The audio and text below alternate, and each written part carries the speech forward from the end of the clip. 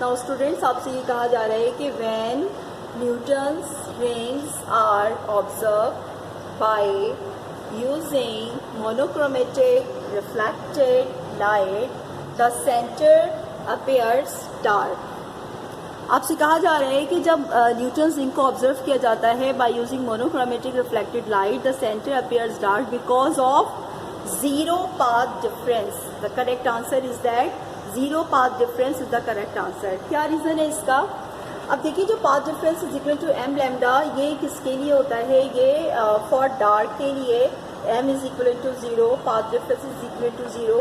जब हम Newton's ring की करते हैं तो इसकी प्रॉपर्टीज़ जो है वो क्या हो जाती हैं? चेंज हो जाती हैं, डिफरेंट हो जाती हैं।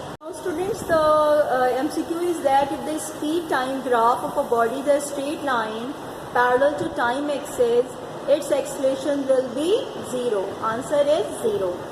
कहा जा रहा है कि अगर आप स्पीड और टाइम के दरमियान ग्राफ प्लॉट करें, अब आप ये देखिए यहाँ पे डायग्राम नजर आ रही है, टाइम जो है वो बढ़ता चला जा रहा है लेकिन स्पीड जो है वो कांस्टेंट है, और ये लाइन जो है वो पैरेलल है टाइम एक्सिस के। इसका मतलब है speed is constant. When speed is constant, the acceleration would be 0। The correct answer is 0।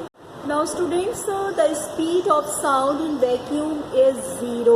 The correct answer is 0। इसका मतलब ये बहुत ही ज़्यादा इम्पोर्टेंट MCQ है, ये बहुत ज़्यादा आता है कि स्पीड ऑफ साउंड वैक्यूम में कितनी होती है? 0। The speed of sound in vacuum is 0। Number 4 is that artificial gravity can be created in the spacecraft by its spin motion। Artificial gravity अभी आपके कोर्स में नहीं है, लेकिन आप बस ये याद कर लीजिएगा कि आर्टिफिशियल ग्रेविटी जो है वो क्रिएट होती है स्पेसक्राफ्ट में, वो अपने ही गिर्द मूव कर रहा होता है। जैसे ज़मीन अपने ही गिर्द हरकत करती है तो वो स्पिन मोशन कहलाती है, जिससे दिन और रात बनते हैं। Number 4 is that the dimension of coefficient of fraction is. अब ये बड़ा ही इम्पोर्टेंट है, वो कह रहे हैं कि डायमेंशन मालूम कीजिए कोफिशिएंट ऑफ फ्रैक्शन का। Correct answer is m0, l0, t0 की नॉट जब किसी चीज़ की पावर 0 होती है तो उसका आंसर 1 होता है। किसी भी चीज़ की पावर 0 होती है तो आंसर क्या होता है? 1 होता है। अब आइए देखते हैं, समझते हैं क्या है इसके पीछे कहानी क्या है। The force of friction is directly proportional to normal reaction R। When we replace the proportionality constant, we write here the mu, and mu is equal to F over R, the unit of the force of friction Newton, and normal reaction is Newton। The answer is 1। So we can say that the ratio of same quantity has no unit। यानी कि अगर दो quantities same होती हैं तो उनके ratio की कोई यूनिट नहीं होती। Now students, the dot product of I and K is 0। हम ये क्या कह रहे हैं? हम ये कह रहे हैं कि I और K का जब डॉट प्रोडक्ट लेंगे तो 0 होता है। What's the reason behind that? हमें ये बात पता है कि I dot I is equal to J dot J is equal to K dot K जो होता है वो क्या होता है? 1 होता है, क्योंकि cos 0 की वैल्यू क्या होती है? 1। इसी तरीके से I dot J is equal to J dot K is equal to K dot I is equal to 0। तो सिमिलर जो होगा वो 1 होगा और जो डिफरेंट होगा वो 0 हो जाएगा। तो I डॉट K का आंसर क्या हो जाएगा? 0। इसी तरीके से द डिफेक्ट ऑफ आई, आंखों का एक डिफेक्ट है जो कि शॉर्ट साइटनेस कहलाता है और या मायोपिया कहलाता है। वो करेक्ट किया जा सकता है, सही किया जा सकता है। किस वजह से? Concave lens. जिनकी दूर की आई कम होती है तो वो कॉनकेव लेंस का इस्तेमाल करते हैं। Next is that if summation of tau is equal to 0, then the body will be in rotational equilibrium। अगर सम ऑफ द tau की वैल्यू 0 हो जाए तो बॉडी जो है वो रोटेशनल इक्विलिब्रियम में होती है। बड़ा इंपॉर्टेंट MCQ है ये।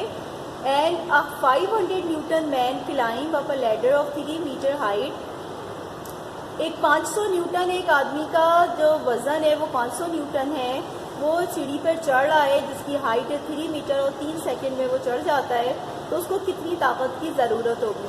फॉर्मूला अप्लाई करेंगे, power is equal to work upon time. Work की जगह लिखेंगे अब mgh upon t। Height involve हो रही है तो वर्क पोटेंशियल एनर्जी के बराबर हो जाता है। वैल्यू सब्स्टिट्यूट करेंगे, we will get our answer. Now students, next MCQ is that ocean tides are caused by gravitational force of both the sun and the moon. ये बड़ा इंपॉर्टेंट MCQ है। कहा जा रहा है कि जो समंदर में हाई टाइड लो टाइड होता है, इसकी वजह क्या होती है? वो सूरज और चांद की जो ग्रेविटेशनल फोर्स होती है, सनलाइट में और मून लाइट में जो लहरों को ऊपर की तरफ आती है और जाती है, तो ओशन टाइड्स क्यों बनते हैं? उसकी वजह क्या है? Gravitational force of both the sun and the moon. This is the correct answer. Next is that 1 radian is equal to 57.3 degree. ये बहुत ही कॉमन है और याद कर लीजिए 1 radian is equal to 57.3 degree. Next is that if an object is placed at principal focus of a converging lens, the image will be formed at infinity. ये क्या है? और ये भी बड़ा कॉमन MCQ है। कहा जा रहा है कि अगर ऑब्जेक्ट को प्रिंसिपल फोकस पर रखा जाए तो क्या होगा? इमेज कहाँ मिलेगी? इन्फिनिटी पे। इसको हम यहाँ पे एक्सप्लेन करेंगे। इसके लिए आप ये देख रही हैं कि ऑब्जेक्ट क्यों रखा गया है, और सबसे पहले हम ये बताना चाहेंगे कि ये ऑब्जेक्ट जो है, पहली रे जो है वो क्या होती है? इसकी इमेज फॉर्मेशन कुछ इस तरह से है कि पहली रे ये ऑब्जेक्ट है और ये पहली रे जो है वो प्रिंसिपल एक्सिस के पैरेलल है और ये प्रिंसिपल फोकस से गुजर जाती है। पहली रे क्या हो रही है? प्रिंसिपल एक्सिस के पैरेलल है और प्रिंसिपल फोकस से पास हो रही है। ये ऑप्टिकल सेंटर है। दूसरी रे कहलाता है AO, ऑप्टिकल सेंटर है, और ये कॉन्वेक्स लेंस है। दूसरी रे ऑप्टिकल सेंटर से गुजरती है। आप देख रही हैं बिल्कुल स्ट्रेट है ये, यानी कि जैसे ये आ रही है वैसी जा रही है, और फिर ये मिलती है। और ये कहाँ पे क्या मिलती है? जो dotted line shows the imaginary line. तो ये आगे आपको पिक्चर समझ आ गई कि अगर ऑब्जेक्ट को रखा जाएगा तो इस तरीके से आपको इन्फिनिटी पे आपको। Now student, the monochromatic light does not exhibit dispersion. Monochromatic light जो है वो बहुत सारे फिनोमिना को तो जाहिर करती है लेकिन डिस्पर्जन को शो नहीं करती। Next is that the time period of simple pendulum does not depends upon mass. Formula T is equal to 2 pi under root of L over G.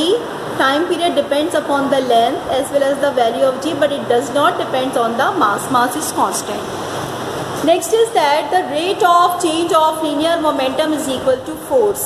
बहुत सिंपल सा है कि लीनियर मोमेंटम में जो तब्दीली होती है वो क्या होती है? टाइम के साथ वो फोर्स के बराबर है।